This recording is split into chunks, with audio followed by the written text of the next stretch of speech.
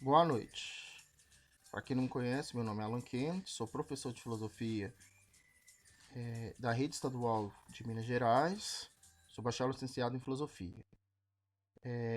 Nós, para quem não sabe, nós estamos vivendo, né? Nós estamos trabalhando de forma remota em função do Covid-19, da pandemia, da quarentena, né? Desse isolamento social. E por causa disso, eu estou fazendo esses vídeos para enviar para os meus alunos para que eles tenham acesso, né, ao conteúdo, para que não fique muito defasado esse material. Além do PET, eles tenham algo como complemento. E resolvi postar no YouTube porque não só os meus alunos, né, mas outras pessoas, professores, alunos de outras escolas, quiserem ter acesso a esse material para estudar, para fazer uma revisão, ou de repente se preparar para o Enem. Então, acho que vai ser interessante. O conhecimento tem que ser compartilhado. Então, eu resolvi postar, né, no YouTube, que é uma rede social mais democrática. Eu consigo mandar o link para os meninos, para os meus alunos. E aí, quem não é aluno também vai ter acesso, tá? O tema de hoje é Moral e Ética 2. Eu já fiz o Moral e Ética 1, onde eu vou trabalhar diretamente o tema do PET. Isso aqui é uma espécie de complemento. Eu peço desculpa pela demora, eu tive alguns problemas essa semana e não consegui parar para gravar. Exige um pouco mais de preparo, né? A gente tem que fazer uma edição. No vídeo anterior eu até esqueci de editar, foi do jeito mesmo. Mas tá bom, eu tô meio cansado, então eu até peço desculpas. Estou gravando, né? Agora são 22 horas de uma sexta-feira, 5 de junho. São 21h40, na verdade. De uma sexta-feira. Então eu já mexi com várias coisas, parte burocrática, preparei os PowerPoint, fiz a pesquisa para montar os vídeos, já gravei um vídeo. Se eu tossir um pouco não é Covid, tá? É porque minha voz tá cansada mesmo. Talvez eu devo gravar um outro vídeo depois desse. Então, assim, então eu já peço desculpa de mão se eu ficar falhando, se eu ficar meio lerdo. Mas qualquer dúvida, vocês podem postar nos comentários do vídeo. Eu vou pôr no final também os meus contatos. Vocês podem mandar para mim pelos contatos também, que eu vou tentar atender, tá? A demanda. Eu devo, no final dessas 4 semanas, fechando o patch, também fazer um vídeo fazendo correções das atividades. Eu junto tudo, faço um vídeo só, fica mais fácil, tá? Para os meus alunos, preste atenção, meus queridos alunos. Vocês deverão fazer um relatório sobre esse vídeo, sobre o que foi dito, de pelo menos 15 linhas no caderno, tá? E eu não irei olhar o caderno por enquanto. Eu vou esperar fechar o PET primeiro essas 4 semanas, que eu junto as 4 atividades. E aí eu estou pensando numa forma mais fácil da gente conseguir fazer essa correção, essa avaliação. Então, eu peço a vocês para guardarem. Para vocês fazerem as atividades no caderno, não deixem acumular, viu? E aí a gente depois vai juntar isso tudo e vai ver uma forma de avaliar, porque a gente ainda não sabe como que vai ser feito isso. Então é só para vocês saberem, tá? Para quem não é meu aluno, não precisa fazer. Eu vou deixar na descrição desse vídeo um link para vocês fazerem o download desse PowerPoint, para quem quiser depois usar. E os meus alunos eu vou enviar como anexo quando eu mandar para eles o link. Então vocês vão estar recebendo neste momento, né? Porque o vídeo é posto. Vocês vão ter acesso a isso posteriormente. Então vocês vão estar recebendo, né? Vocês vão receber esse link, por isso que vocês estão vendo o vídeo agora. E junto vai ter o anexo do PowerPoint para vocês usarem até como base. A sugestão que eu estou para fazer o relatório é que vocês já vão anotando à medida que eu vou falando. Eu vou tentar falar de forma pausada e aí fica mais fácil para vocês não perderem isso. E a ideia de fazer o relatório é justamente para tentar absorver esse conteúdo, para não ficar uma coisa vaga, só assistir e pronto. Não, vocês têm que trabalhar em cima dele para vocês conseguirem absorver. Então vamos lá, porque senão vai ficar muito extenso. Então, moral e ética 2. Primeira coisa que vamos falar é sobre a universalidade do valor, né, de Platão. E aí, lembrando que eu não falei isso na verdade, mas aí eu vou ressaltar, eu copiei, né, eu digitei trechos do livro do Silvio Galo, tá? Foi um livro que eu trabalhei na escola, de 2013. Então, a parte dele de moral e ética e de política é muito bom. E aí eu resolvi transcrever porque fica mais fácil, é um material também para os alunos, porque não é um livro que eu trabalho atualmente. Então é um material que a gente vai ter como base, um material, né, certificado pelo MEC, um material que eu já trabalhei. Eu vou estar explicando, eu vou explicar esse texto, mas eu utilizei trechos deste livro no final, né, as referências bibliográficas, eu vou colocar lá, né, de onde eu extraí direitinho, tá, a bibliografia. Mas para quem tiver pode consultar lá no livro Para quem não tem, usa o PowerPoint. Acredito que os meninos do terceiro ano eles não têm esse livro. Esse livro foi trocado antes. Eles têm acesso apenas ao livro atual, se não me engano. Mas é um livro muito bom, né? Inclusive, na verdade, lá na escola tem alguns exemplares ainda. Eu trabalhei com esse livro dentro de sala no passado. Então, para os meninos, né, que vão os meus alunos, não é um conteúdo muito longe do que a gente já estudou. Até porque teve uma mudança, né, na grade de filosofia, então agora a gente não tem mais aula de filosofia no primeiro ano, nós temos duas aulas no segundo e uma aula no terceiro. E aí eles reformularam o currículo e algumas matérias, pelo menos dentro do PET, né, o que o PET propõe, algumas matérias estão meio que repetitivas. Eles focaram em algumas coisas um pouco diferentes, mas aí eu tenho que fazer um complemento. Não tem como a gente falar de moral e ética se a gente não falar, né, sobre alguns aspectos. Então vamos lá. Universalidade do valor. Platão. Texto Silvio Galo, né, do livro Silvio Galo, eu não lembro o nome, mas tem a bibliografia no final.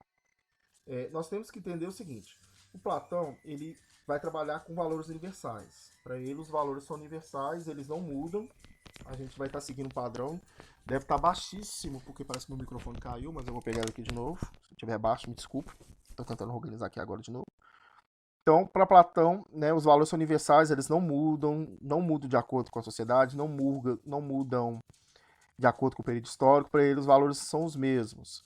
Ele trabalha com esse conceito de universalidade, ele vai trabalhar com aquela coisa do mundo das ideias.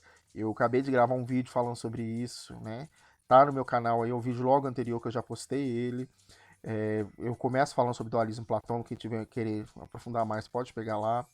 Então ele vai trabalhar com os valores universais. Para ele, né, ele vai buscar uma universalidade através do processo da razão. E sobre moral não vai mudar, né? Então ele acredita isso. Então a primeira coisa que ele vai falar é sobre a questão da felicidade. Né? Para ele, a felicidade ela vai existir quando a gente viver de acordo com a nossa natureza. E não algo fora daquilo que é a nossa natureza. Tá? Ele vai ver o homem como uma articulação entre corpo e alma. Para ele, a psique era um elemento que dava vida ao corpo, né? Considerando como pura matéria. Aquela coisa da alma que vive no mundo das ideias, aí ela encarna no corpo, vai passar por esse processo todo, tá? A palavra do grego psique foi traduzida como ânima, para o latim. Aquilo que dá o sopro à vida, tá? Que deriva da palavra alma em português. E é interessante porque psique também vai dar origem à palavra psicologia. Então, tecnicamente, seria estudo da alma, podemos dizer assim, né? Estudo daquilo que vai animar o corpo, aquilo que vai dar movimento, aquilo que vai compreender a realidade, tá? E aí é interessante porque ele fala que cada um possui três almas. Uma alma inferior, que é dividida em duas, né, subdividida, que está ligada ao corpo, e uma alma superior, que seria essa alma que vive no mundo das ideias e encarna, tá? E essa é eterna e imutável, tá?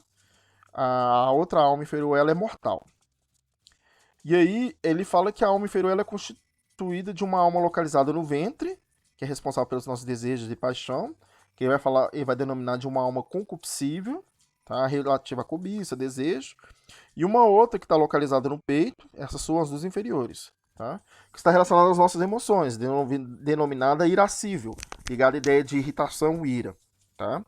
E aí a gente tem que entender que essas almas estão relacionadas com coisas que sentimos, desejos, paixões, emoções, tá? É mais o nosso aspecto do desejo, do emocional e da questão da sede por sentidos.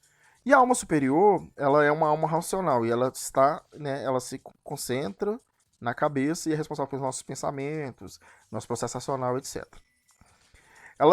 Essas três almas, elas têm um relacionamento direto com o nosso comportamento, com a nossa forma de agir. Todos nós pensamos, a gente tem desejos, paixões, emoções.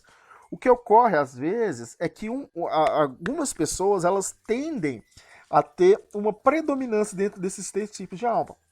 Tem pessoas que são movidas mais pelo desejo, tem pessoas que são movidas mais pela emoção e tem pessoas que são movidas mais, tá, pela razão. Ele vai chamar isso de temperamento. Então, nós possuímos as três almas, só que cada um vai ter um temperamento onde uma alma ela vai predominar em relação às outras. E aí ele vai chamar, né?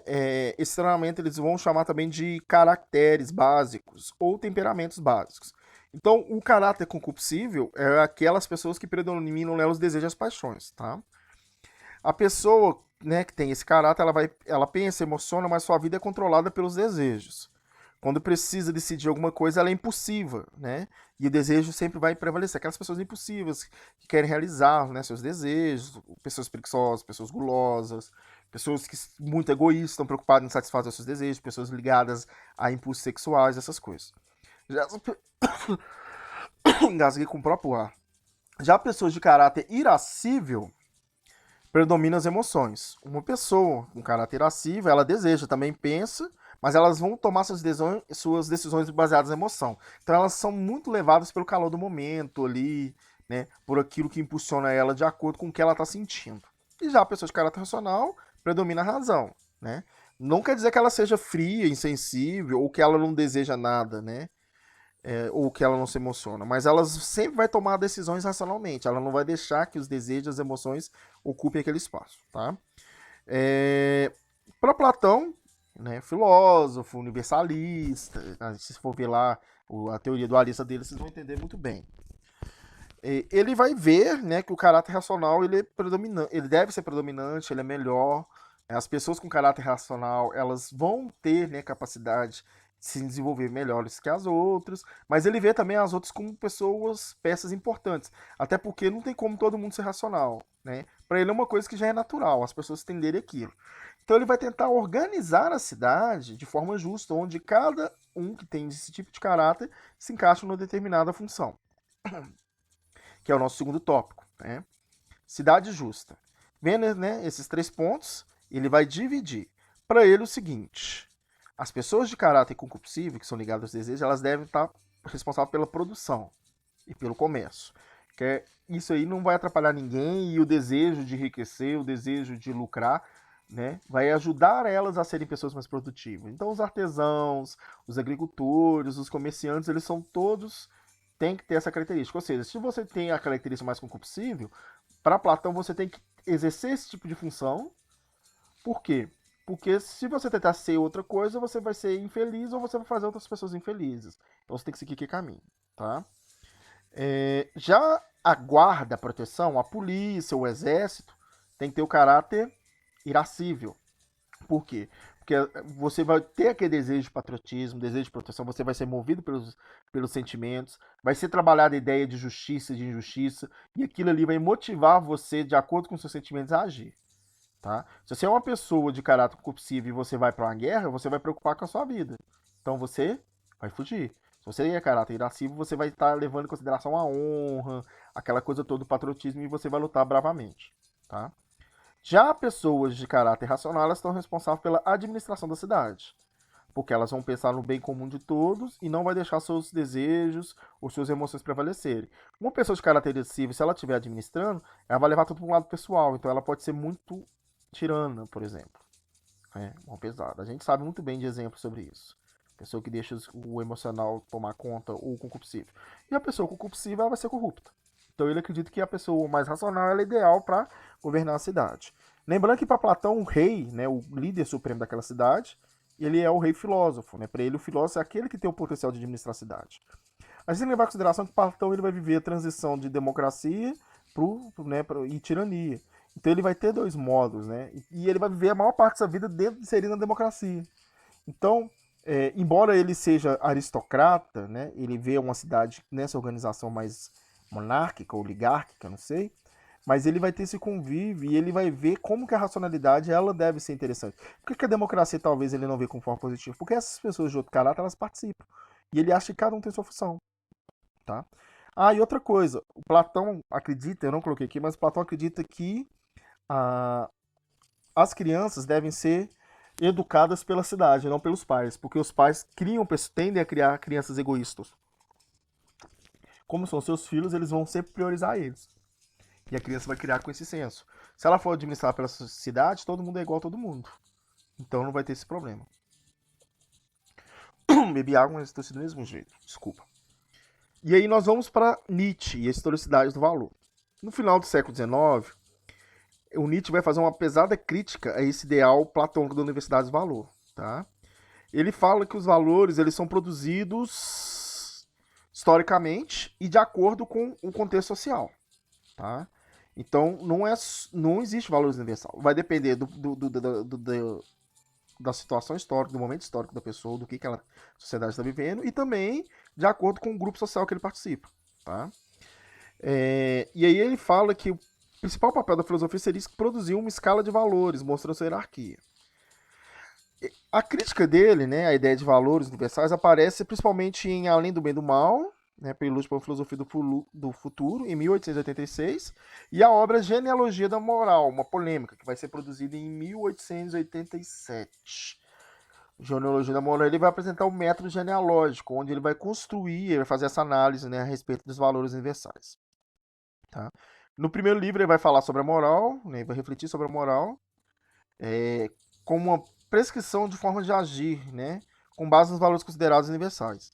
Ele vai afirmar que os filósofos sempre se preocuparam em encontrar fundamentos da moral, ou seja, valores básicos que garantem a existência de uma moral, mas nenhum deles preocupou-se com a própria moral, uma vez que ela sempre foi considerada como dada. Né? Nietzsche, então, vai lançar um desafio. É sobre a moral que você precisa pensar, compreendida na história e analisada em suas origens. Né? Para alguns especialistas, Nietzsche antecipou a crítica às formas autoritárias de poder, como o totalitarismo, né, da primeira metade do século XX, que assumiu, né, uma forma mais acabada de nazismo na Alemanha e fascismo na Itália. Inclusive, tem discutido muito isso. Nesse livro mesmo que a gente está trabalhando, tem uma parte de política, deve ser na Política e Legitimidade de Poder, parte 2, eu vou falar sobre totalitarismo. Tá? Mas, basicamente, o Nietzsche ele vai criticar esse modelo, né, que tenta universalizar as coisas. Cadê? Aí no livro Genealogia da Moral, ele vai preocupar com os nascimentos valores, né, concebidos como universais e eternos. Ele acredita que, né, o que predomina entre nós, o que ele chama de moral de rebanho, que é o tipo de ação de grandes grupos que seguem um líder. Ou seja, a gente vive uma moral de rebanho. A gente tende a seguir o que os outros dizem, principalmente os grandes líderes, né? Líderes políticos, líderes religiosos, líderes sociais. A gente já começa tendo que seguir os nossos pais, depois seguir os nossos professores, e a gente vai vivendo a sua vida de seguir normas, além de criar as nossas próprias normas, tá?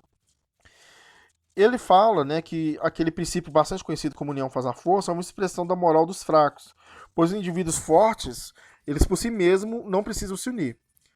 São os fracos que acabam procurando seus iguais e vivem sob as ordens de um comandante, um pastor de rebanho, que vai mostrar o caminho que deve ser seguido. E aí ele faz o seguinte, né? Ele pergunta o seguinte: de onde provém a moral, essa moral? E aí para ele ela vem da inversão dos valores que passou a considerar o fraco como melhor que o forte. E aí ele vai explicar como. Que todos os seres vivos são animados por um impulso vital, que ele denomina de vontade de poder, ou vontade de potência, que é a questão da mudança. Né? Sempre está mudando continuamente o movimento.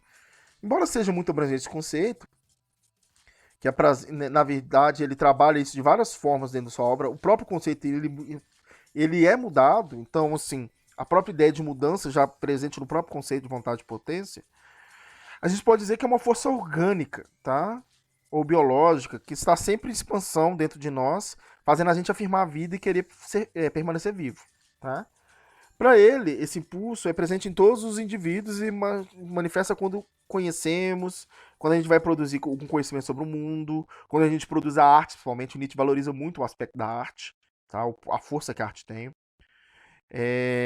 E aí ele pode ser, né, de dois tipos. Uma vontade de poder forte, que é uma vontade ativa, e uma vontade de poder fraca, que é reativa. Elas implicam em dois tipos de caráter. Um caráter ativo, que é o caráter forte, e um caráter reativo, fraco. Ou seja, você produz ou você só reage. Tá? O caráter ativo está presente nos indivíduos que são capazes de afirmar a si mesmo por meio da ação. São aqueles que conseguem dizer um grande sim à vida, que vivem de forma intensa. Outro exemplo é de um artista, como eu disse, né, que cria suas obras segundo seus impulsos. Sem importar com convenções sociais, sua obra será ou não recebida pelo público. Não é aquela galera que produz, por exemplo, música para ganhar dinheiro, já seguindo uma linha de pensamento. Para ele, o artista é aquele que tem os seus conceitos, tem a sua visão de mundo, seus próprios impulsos e cria arte a partir daquilo. Aí eu quero fazer bossa nova. Ah, mas ninguém escuta bossa nova. Mas eu quero fazer bossa nova. Eu quero gravar bossa nova. Por quê? Porque é aquilo que eu importa. Para mim, o importante é a minha arte ser produzida. Não se é ou não para ganhar dinheiro, tá? Já o caráter reativo é do indivíduo que não é capaz de afirmar a si mesmo senão por meio da negação do outro. Ele não age, mas reage às ações, tá? Por isso que ele identifica ele como fraco, né? Sua ação é uma ação fraca, uma reação. Aí, pegando o exemplo anterior, podemos citar que o artista que cria para o mercado, como eu disse, segundo o gosto comum, para que sua obra seja um sucesso e fonte de recursos financeiros. Os indivíduos fortes, né, eles são capazes de se verem como bons, eles são bons, né, são nobres, poderosos, superiores. Já os fracos são aqueles que olham para frente e dizem: você me domina, você é mal, se você é mal, eu por oposição sou bom. Tá? Na natureza, o forte é bom, isso não necessariamente quer dizer que o fraco seja mal. Ele é bom porque é capaz de se autoafirmar. Então é a autoafirmação do eu. Tá? O problema é que num determinado momento da história isso foi invertendo. Tá? E é essa inversão de valores que a gente estava falando antes. E aí ele vai fazer uma crítica à inversão de valores, tá? Para ele, a cultura ocidental é puramente inversão de valores, tá? A primeira coisa é a imortalidade da alma, como propunha, né, a filosofia socrático-platônica. A gente acredita que a alma é imortal e que nós vamos continuar vivendo após o corpo. Então, por isso a gente deixa de afirmar a vida para viver algo depois, tá? E isso também, ela vai se estender ao cristianismo, que vai absorver as ideias de Platão e Sócrates e faz com que as pessoas sejam resignadas, né? Então, assim, a pessoa ela fica com aquela concepção do pecado, do pecado, do pecado, né? Que eu tenho que buscar santidade, e não vive. Porque está buscando algo posterior, né? Que talvez não exista. É o que Nietzsche coloca, tá? É, e aí ele vai criticar, né, o Sermão da Montanha. E aí o seguinte, é, o caráter ativo, baseado na afirmação, o caráter reativo, centrado na negação, implicam dois sistemas de valores distintos, ou dois diferentes morais. A moral do forte denomina a moral dos fortes, a moral dos nobres. E é o sistema de valores na afirmação de qualidades como coragem, força, saúde e orgulho. Já a do fraco, que é reativa, ele chama de moral dos fracos, ou moral dos escravos, ou moral de rebanho, que é centrada nos valores de submissão, humildade, piedade e importância, tá?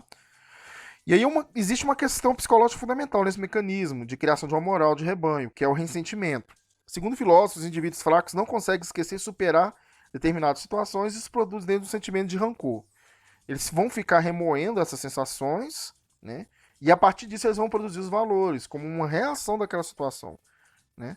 Os fracos, os fortes não são ressentidos. Eles afirmam sua vida, estão um pouco se lixando com o que acontece. Os problemas que acontecem na vida deles, eles vão assumir aquilo ali como experiência e vão continuar vivendo, tá? Eles superam tudo aquilo que eles não gostam, tá? E deixam para trás e constroem aquilo que é interessante para ele. É...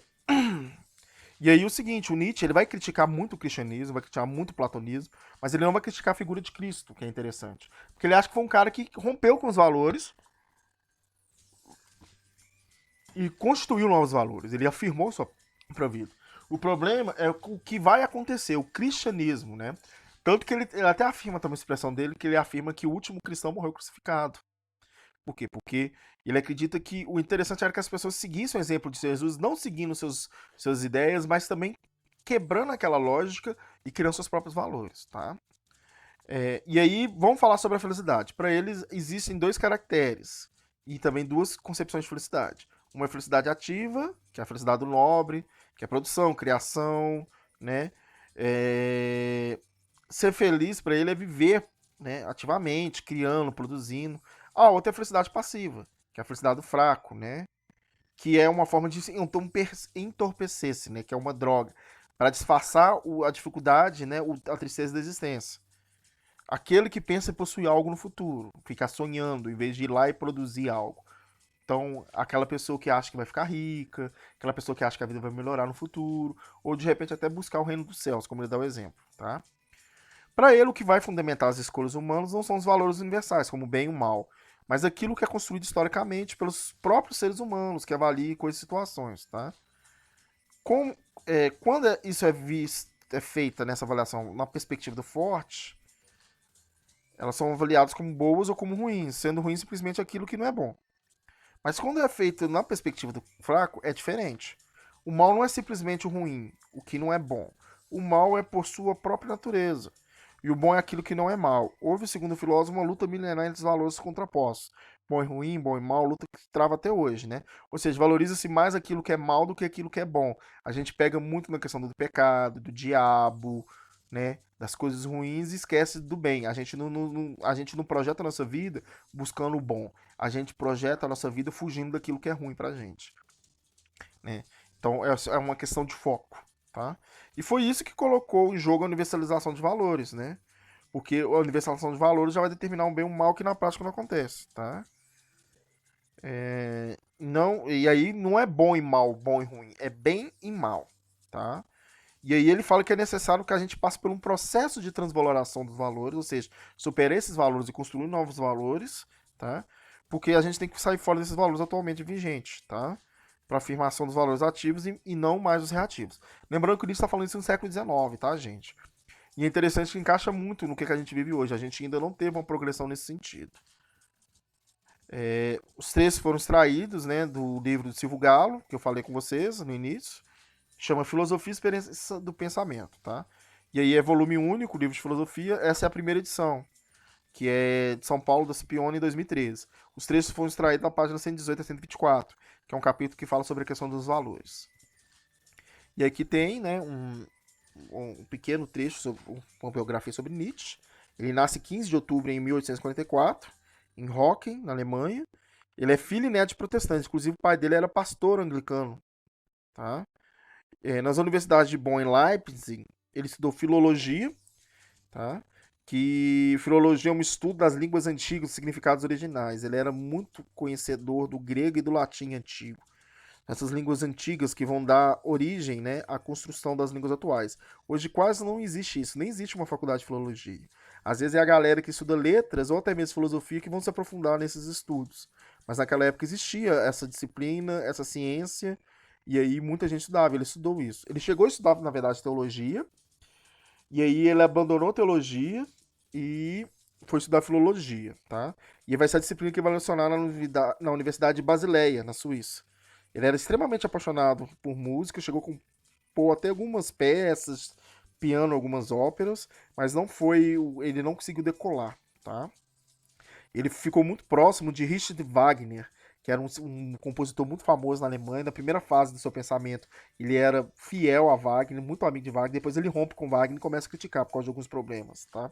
Ele fala que o Wagner cedeu o seu cristianismo e cristianizou sua música. Ele vai escrever algumas obras, tá? Ele vai escrever, né? Sua tese, se não me engano, foi Espírito Dionisíaco, Visão Dionisíaca do Mundo, tá? Onde vai ser sua tese de doutorado, onde se torna doutor. E aí ele vai começar a escrever sobre filosofia e dizem que a vida universitária dele começou a declinar a partir disso, né? Em 72, 872, ele vai escrever o nascimento da tragédia no espírito da música. Em 77 ele vai publicar o Humano Demasiado Humano, que vai ser o primeiro texto em forma de aforismo. Ele vai assumir essa forma de escrita que ele tinha muita dificuldade em manter textos longos.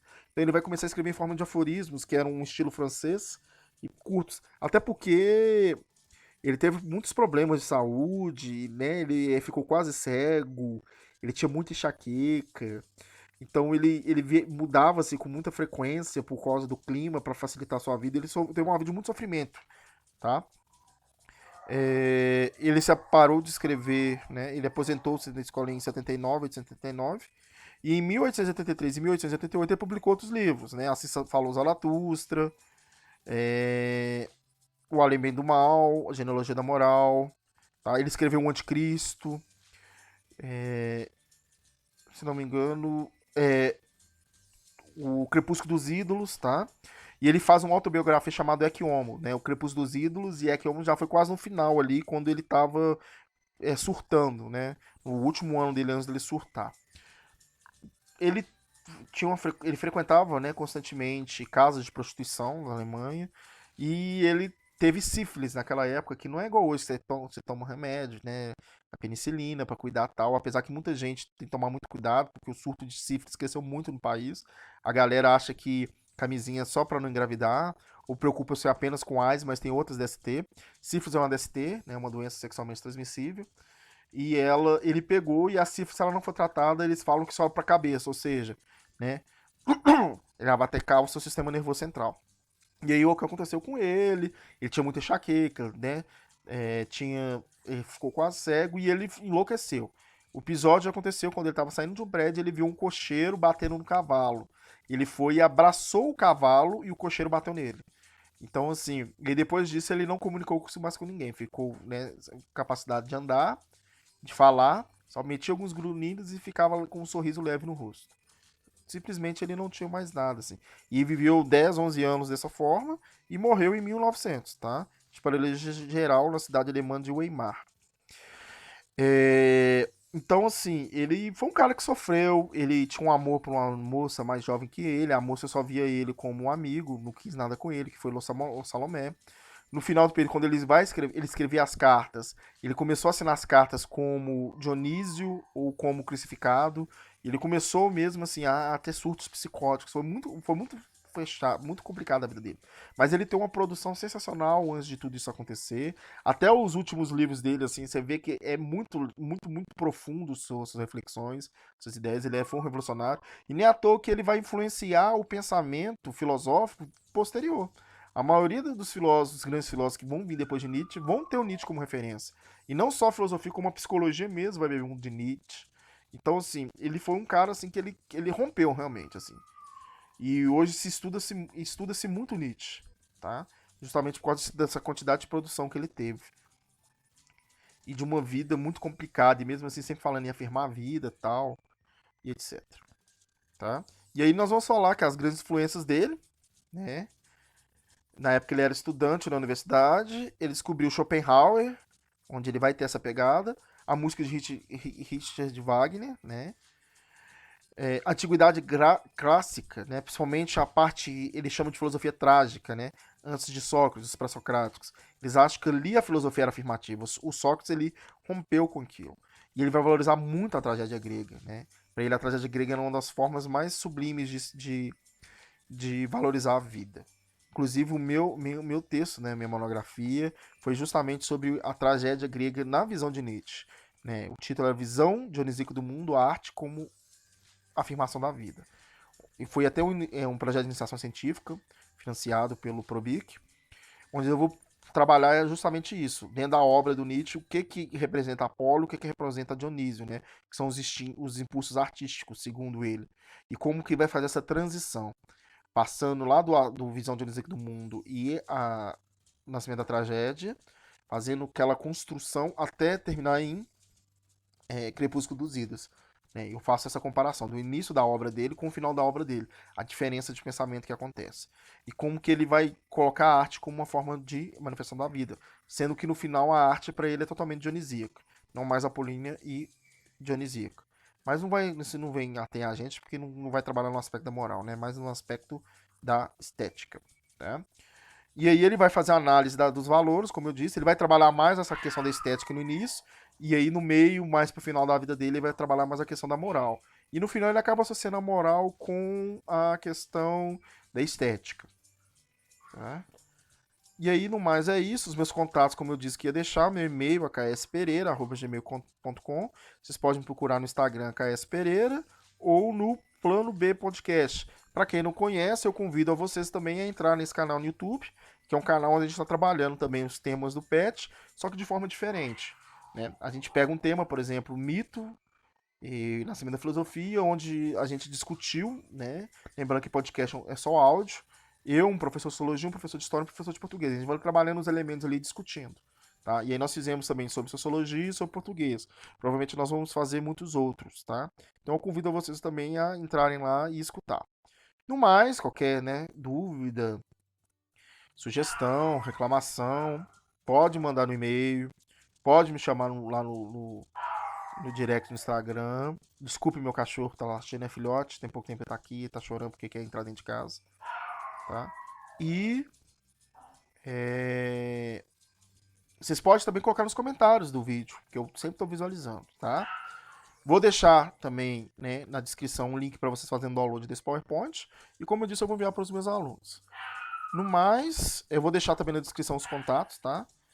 Então, no mais, eu desejo a todos, né, um bom descanso, paz e bem. Espero que isso tenha sido proveitoso, que vocês consigam usar esse material, não só os meus alunos, né, para os seus estudos, mas outras pessoas. Eu peço que vocês dão like, né, no trabalho que eu tenho feito. Se tiver gostado, curtem lá. Me sigam, marquem o sininho das notificações, porque eu sempre estou postando vídeos, né, agora na quarentena sobre matéria. E compartilhe, principalmente isso, para que outras pessoas tenham acesso a esse conteúdo, a esse material, e o conhecimento não fica limitado a apenas um grupo de pessoas. Então, boa noite a todos, paz e bem, que a força esteja com vocês. Muito obrigado a todos. Aí só uma piadinha, né? Hello Nietzsche e Lionel Nietzsche. Uma piadinha aí pra vocês, tá? No final, pra descontrair muito. Um pouco, né? Muito obrigado a todos. Então, até os próximos vídeos. Tchau.